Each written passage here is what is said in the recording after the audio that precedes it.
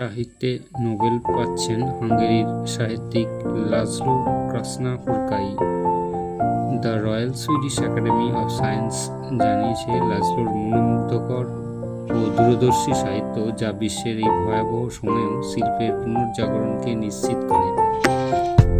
এর জন্য তাকে 2025 সালের সাহিত্যে নোবেল পুরস্কারের জন্য মনোনীত করা হয়েছে।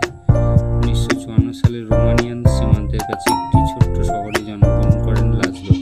1985 সালে তার প্রথম উপন্যাস সাতান তানগো প্রকাশ পাওয়ার পর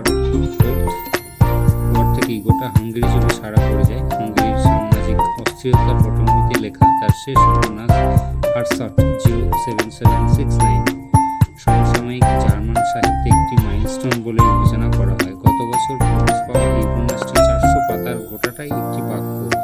2003 সালে প্রকাশ পাওয়া আ mountain to the north, a lake to the south, paths to the West, a river to the east এবং সেইওবো দেয়ার ব্লো লাজলোর অন্যতম সেরা সাহিত্যকর্ম হিসাবে বিবেচিত হয়।